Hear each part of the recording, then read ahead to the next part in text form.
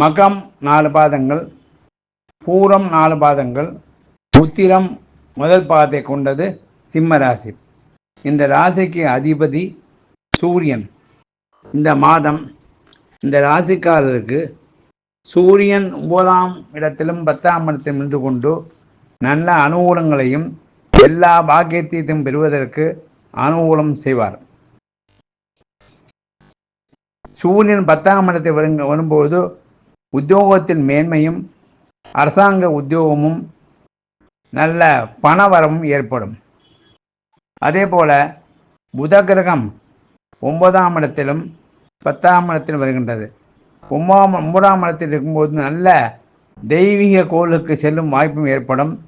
உத்தியோகத்தில் புதிய உத்தியோகமும் புதிய படிப்பும் ஏற்படும். மேலும் கேது கிரகம் 1ஆம் இடத்திலும் சனி கிரகம் 7ஆம் இடத்திலும் ராகு கிரகம் 7ஆம் இடத்திலும் இருக்கிறது. கேது கிரகம் 1ஆம் இடத்தில் இருப்பதால் மனதில் சஞ்சலம் ஏற்படும்.